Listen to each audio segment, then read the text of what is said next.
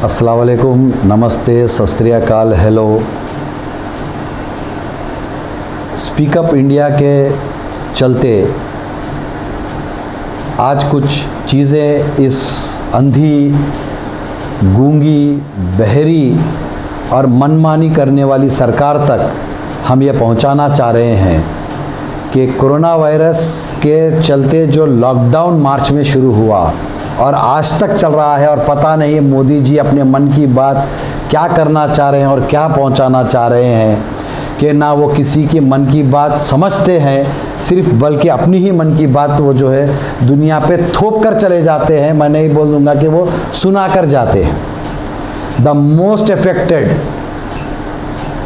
People, गरीब आदमी, labourers, migrants, self एम्प्लॉयड्स, students और मिडिल क्लास सेगमेंट को मोदी जी इस लॉकडाउन में किस चीज़ का बदला लिए हम नहीं जानते। आप ये 2 महीने का मुसलसिल पलटाकर इसको चेक करिए कि आपके रोंगटे ठहर जाएंगे। आपको ये मालूम होगा कि किस तरीके से मोदी जी ने, ये मोदी सरकार ने, इस भ्रष्ट सरकार ने कोरोना के माध्यम से जो तकलीफ़ें इस आवाम को दी है। अरे इस कोरोना में जब लोग अपनी ज़िंदगी के लिए लड़ रहे हैं, अपने वजूद के लिए लड़ रहे हैं, ये सरकार वहाँ पे भी तबलीगी जमात और मुसलमानों का खेल खेली है। क्यों? ये अपनी नाकामी को थोपने के लिए। मार्च की शायद 22-23 से लॉकडाउन का ऐलान होता है और बिल्कुल 1-2 दिन पहले तक मोदी जी मध्य प्रदेश की सियासत में उलझे थे। उससे पहले नमस्ते ट्रंप में वो अपना पैसा लगा रहे थे और वहाँ पे वो मशगूल थे। यकीनन मोदी जी, आप मध्य प्रदेश जीते हैं, लेकिन आप तमाम भारत को हार चुके हैं। ये पार्टी का मुतालिबा जब से आया है लॉकडाउन से कि 1 महीने तक नॉन टैक्स पेयर्स को 10,000 रुपये 1 महीने तक दे, 7,500 रुपये गरीब के अकाउंट में आप जो है डालें, लेकिन ये गवर्नमेंट अभी भी इस मुतालिबे पर नाज़ी नहीं।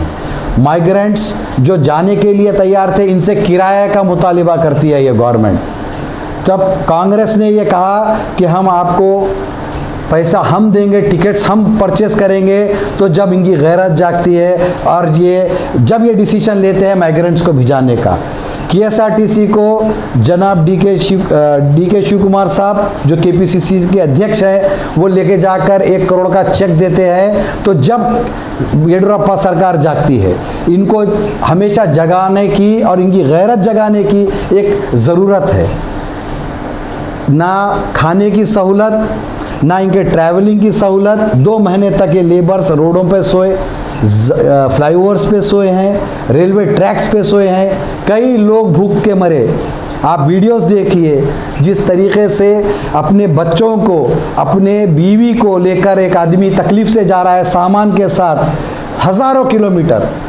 इस लॉकडाउन में हमारी तेलंगाना की एक बहन अपने बेटे को लाने 2 व्हीलर पे जाके लाई है। हाल ही में एक अपने बीमार बेटे को एक लड़की साइकिल पर जाकर लेके आई है। लेकिन ये गवर्नमेंट सिर्फ विजय मल्ल्या, चोकसी और इस टाइप के जो बिजनेसमैन जो देश को, बैंक्स को धोखा देकर भागे हैं, इनके लोन माफ़ करने में, इनको किस तरीके से देश में वापस इज्जत से लाने में स्कीम्स में लगी हुई है। मैं माफ़ी चाहता हूँ, हमारे फाइनेंस मिनिस्टर जब वो बैठती हैं तो उनके पास कोई प्लान नहीं है फाइनेंस का। 20 लाख करोड़ का पैकेज देते हैं, लेकिन इसका कोई इम्प्लीमेंटेशन का प्रॉपर चैनल नहीं है। आज भी डॉक्टर्स, नर्सेस अपनी लाइफ को रिस्क में डालकर लड़ रहे हैं, वो NGOs लड़ रहे हैं, लेकिन कोई PP किट्स, मेडिकल का फैसिलिटीज़, वेंटिलेटर्स का बढ़ाना, कोई यहाँ पे गवर्नमेंट फेल है। खाने की सहूलत, बेशक वो ऊपर वाला जिससे काम लेना है लेता है।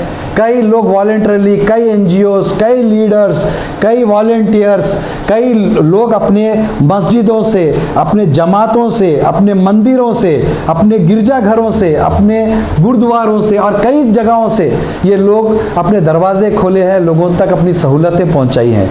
लेकिन ये गवर्नमेंट कुछ नहीं दी। ये गवर्नमेंट सिर्फ झूठे वादे और आश्वासन करते हैं। मोदी जी, आपको जागने का टाइम आ गया है या आपके जाने का टाइम आ गया है। आप इतनी बदवाओं के साथ और इतनी तकलीफ़ों के साथ हम नहीं समझते कि आप और सरवाइव कर सकेंगे। अफसोस, येडियुरप्पा गवर्नमेंट ऐलान करती है कि 34,500 वो मंदिरें खुलेंगी और आपको मस्जिदें नहीं दिखाई देती, आपको गिरजाघर नहीं दिखाई देते, आपको गुरुद्वारे नहीं दिखाई देते। अफसोस की बात है येडियुरप्पा साहब, आप अपनी जो वोट बैंक पॉलिटिक्स कर रहे हैं, ये आपको एक दिन लेके डूबेगी, यही आपकी ज़वाल का असबाब बनेगा। जागिए, इट इज़ हाई टाइम। शुक्रिया।